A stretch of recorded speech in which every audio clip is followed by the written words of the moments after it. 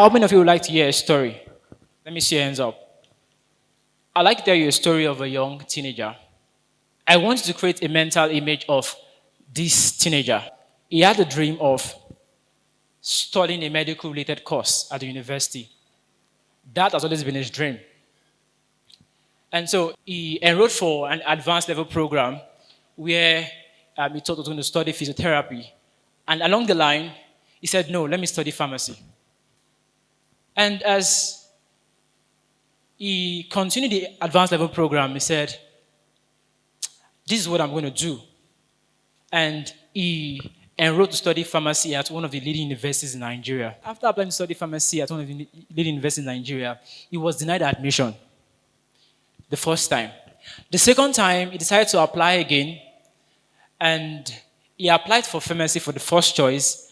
And because of how Nigeria can be, he said, let me have a second choice. This time around, he put biochemistry, thinking that if he misses the admission for pharmacy, he can learn about chemistry. But while he was waiting for admission this time around, the light bulb moment came. The moment of self-assessment, the moment of self-reflection. This time around, he was thinking about all he had done while waiting for admission. And this time, he said, why have I been doing all the things I've been doing? While waiting for admission, I had taught handwriting. That's the young teenager. Taught handwriting to schools that needs handwriting services. And he had also taught children and young teenagers how to write better. And it was this moment it got to him that pharmacy is not my thing. I think I love education. I love teaching. And I have a passion for education. And this young lad took the bold step of going to reapply for a change of course and put in an education course. Today, this young teenager has completed a double honors degree in educational technology, and he's standing right in front of you to deliver the change narrative on the TEDxJibowu stage. I am that teenager. Just like every normal teenager, I never imagined in my life that I would study an education-related course. As a matter of fact, I never would have agreed to be called a teacher. But right now, I am unapologetic about it, and I can call myself a teacher anywhere, any day, and anytime. He took this bold step while in the midst of his friends, his colleagues, every young person like him wanted to study medicine, banking, and law. At that time, if you ask any young person, what do you want to study? Medicine, law, or banking. So no one would have imagined to study a medical-related course. And I kept asking myself, looking back, I kept asking myself, why is it that no one wants to study an education-related course? Our mental image and societal construct of who a teacher is flawed. Whenever we hear the word teacher, what comes to our mind is that person not looking fashionable, not wearing the latest clothes like mine, not looking good, something like this. So we never imagine ourselves to become teachers or to be called a teacher. That's the reason why no one wants to be called a teacher or study an education-related course. But we need this. Now, when I got into university and anyone asked me, what course are you studying? And I tell them, educational technology. They give me this very awful look. As a matter of fact, I chose the course myself. And to prove everyone right or wrong, I actually had a grade that can study medicine. I had over 70% in my post-TME. I had over 13 points in my A-level program. And so I could study a medical-related course. But I needed to change that narrative. And there are several misconceptions about who a teacher is. Or there are also misconceptions about those that are studying education courses. In my school, or the school I finished from, They better by far university. The University of Ilorin. Now, when you tell anyone you are studying education, the first thing that comes to their mind is, oh, they just gave you the course. Maybe you had 40 in your. So, whenever I go out to speak on campus and to meet other students, and they ask, what faculty are you from? Education. So, this misconception about us is there everywhere. So they see people studying education-related course or being a teacher as those who are not smart, those who they don't have a future, they don't have a goal, they don't want to dream big, they don't want to change the world. They see people studying education as those that are third tier. And there are also misconceptions about who a teacher is. And one of those misconceptions is that people who teach they teach because they can't do. Or people who teach because they don't have a job. Or people who teach are those that they just want to just stay there and just manage one small corner. But I'm not going to be focusing my lens on the misconceptions that we have about teachers. I'm going to be focusing my lens on the portrait of a teacher. And one of this is a teacher shapes life. Do you agree with me? When you see a teacher, many of us are here today because someone somewhere sacrificed their time, energy, effort to teach us in the midst of very low salaries. And I can proudly say that I have some of the most beautiful memories about my teachers. They shape lives. When you see a teacher, one of their portraits is that they are bridges for friendship and relationship. How? When there is crisis in the school, the first judge is the what? Teacher.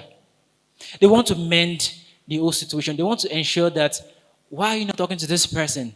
Because of teachers, we've connected with some of the beautiful persons we've met in our lives.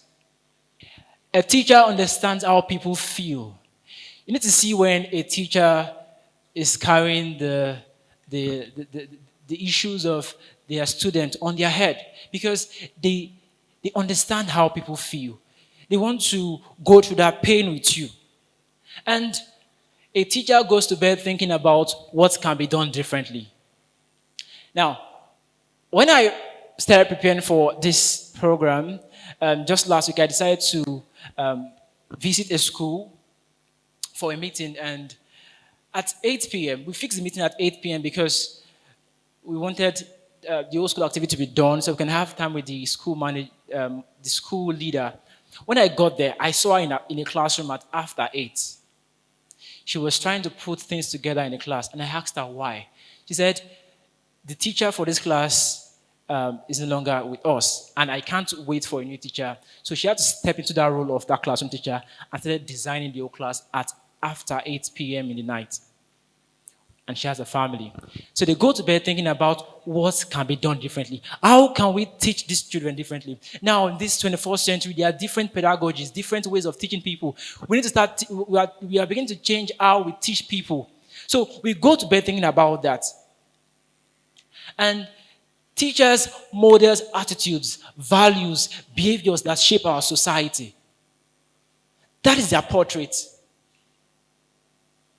Some of the attitude that we have today, some of the things I do today, because I have seen someone who models that attitude. We have a lot to do. But let me come back here. In 2018, there were 2 million qualified and registered teachers in Nigeria, according to the Teachers Registration Council of Nigeria. And they also said that Nigeria will need 250 teachers annually. And this is so because of the growing population of students and Nigeria's growing population. So every year from 2018, for Nigeria to have enough teachers, we have to onboard 250,000 teachers annually. In that same year, in sub-Saharan Africa, there was a shortfall of 7 million teachers. So we need more teachers, right? Because we need more teachers to be in our classroom. I attended a public school and we were about 120 in a class. And a teacher had to stand before us to teach. It was always a very rigorous process for the teacher. There was no public address system under this hot Lagos at times, but they do their job. So we need more teachers to be in our system. Away from all the old need for teachers, we all need to step into that role of becoming teachers. We want to begin to take responsibility for the future of Africa. We want to take responsibility for the future of Nigeria because those who take responsibility attract influence to them. We all need to take responsibility for each other. We all need to look at our environment and see what can be done differently. That is how we can move Africa. We need to begin to change the conversation around how Africa is being perceived on the global stage. We need to begin to change the headlines about Africa. And until we step into that role of becoming teachers or having that heart of a teacher, even if we're not classroom teachers, we would have this deficit. So we need more teachers like you over there as well. And I was making a research and I realized that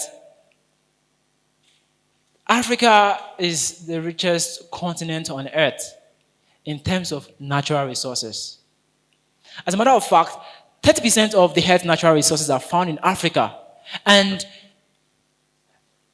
Africa still holds the highest mineral resources on earth. But what I find out next? Africa is the poorest continent on earth. So it goes down to saying that it is not our resources in the ground that makes us wealthy. It is those above the ground. And those above the ground, or what we have above the ground, is you and I. And not just above the ground, what will make us wealthy is the number of people like you and I who will unlock on our untapped resources, our potential. So if we only decide to unlock our potential, we can decide to change the narrative around Africa. We can decide to change the headlines and change how Africa is being perceived on the global stage. When I got into the university in year 2 and down to my year 4, I was known for something, teaching people. I was always putting my classmates together, my juniors together to teach them concepts that they don't understand. And between my year 2 and year 4, I had taught over 500 of them. And during the lockdown, I also did the first virtual tutorial for my faculty. Now, in the course of doing that, I realized something. Before I get to teach these people, I master the concept. This is why we must become teachers, because when we decide to teach people around us, we master whatever we need to teach them before we teach those people. We all need to change the narrative about Africa. And this is very important because what we teach today can determine Africa of tomorrow. So we have to start asking ourselves, what are we teaching today? I'm going to end with this. I want everyone here to be on their feet first. Be on your feet, everyone. And I want you to bring out your mobile phone, your smartphones, your iPhones, and all that, and put on your flashlight. I want to do something quickly. Please do that quickly. Please put on your flashlight and just wave it in the air. Okay? TEDxJibowu, let's do this. Now, this whole place is getting brightened up, right? This is what it feels like when we all decide to become teachers. Because those who will change narratives go into the dark places and become the light. So if we decide to become teachers, we are going to be going to dark places and become that light there, thereby affecting our society and affecting our lives as general. So, the African narrative can be changed by what we do today. So wherever you are, in your locality, in your environment, in your little space, keep being that light and keep being a teacher. We all must become teacher. Thank you.